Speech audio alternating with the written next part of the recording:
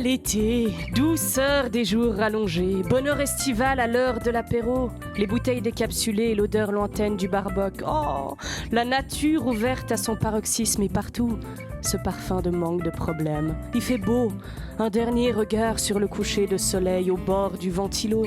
On s'en fout de tout, quoi. L'été, c'est comme mordre dans une caresse chaude et douce. Plus rien n'existe.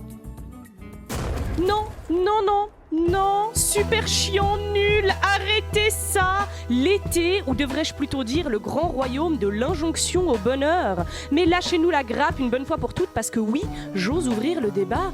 Mais peut-il vraiment rester de la joie quand tu colles au fauteuil et que la sensation de perdre ta peau en te levant est quotidienne ? Y a-t-il encore une idée du bonheur quand tu sors de ton lit plus mouillé que de la douche ? Existe-t-il encore de l'espoir quand même les activités les plus belles de notre monde deviennent un fardeau ? Manger, par exemple. Non mais manger l'été. Mais si quelqu'un me parle encore de salade tomate feta, ou concombre feta, ou melon feta, ou nectarine feta, ou pignon feta, mais si quelqu'un me suggère encore de mettre de la feta sur un fruit quelconque et d'appeler ça un repas, mais je vais le démarrer, Valérie. Mais enfin, c'est l'été. C'est pas un camp de redressement pour hyperphagique. Pourquoi tout le monde se comporte comme si le soleil contenait soudainement des lipides ?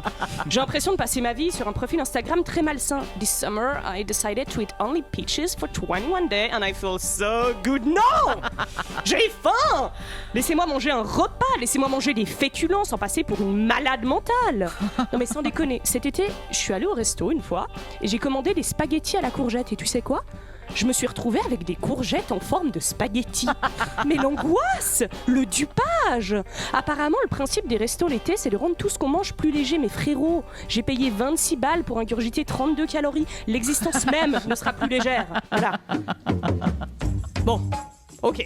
Voilà, ça c'est fait. Peut-être je suis un peu ingrate avec l'été. Mais en vrai, je pense que j'ai des bonnes raisons de l'être. Parce que déjà, on passe quotidiennement de sueur extrême à l'impression qu'on essaye de nous cryogéniser la gueule avec la plume hystérique des magasins. Mais bon, le vrai problème, selon moi, c'est surtout que cette saison est un piège à sourire. Une trappe où le bonheur n'est pas une option, mais un impératif.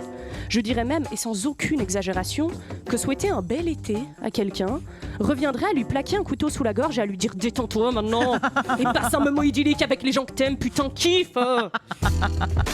Oui, bon, voilà, il n'y a pas que l'été où la charge du bonheur, elle est supérieure. Il y a aussi le tristement célèbre Nouvel An ou encore notre anniversaire. Eh ben, vous devinerez jamais la bonne fortune que la vie m'a réservée.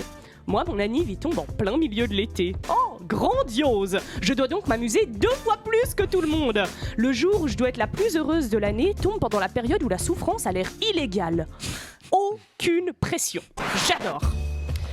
Bon, il y a un truc quand même que seuls les gens qui sont nés en été comme moi peuvent savoir, c'est qu'à cette période, ciao les potes, hein, t'as soudainement moins d'intérêt aux yeux du monde qu'un parasol dans un cocktail. Mais bon, en y réfléchissant, c'est vrai, je comprends, voilà, je peux pas vraiment leur en vouloir parce que moi, contrairement à une petite ombrelle, je ne peux pas être portée au coin d'une frange pour donner cet effet cool, abordable et détaché du besoin d'une relation sentimentale à long terme. Alors c'est pardonné. Et puisqu'il est de coutume de réunir quelques personnes pour célébrer son anniversaire et qu'apparemment mon libre arbitre est mort depuis plusieurs semaines, sans doute noyé entre les spritz et les effluves nauséabondes d'anti-moustiques, je me plie au jeu.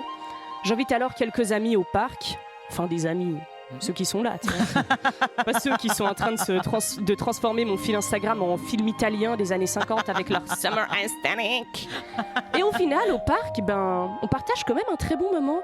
Je commence à me dire que l'été, c'est pas si mal. Et que toute cette pression, en fait, je me la mets toute seule.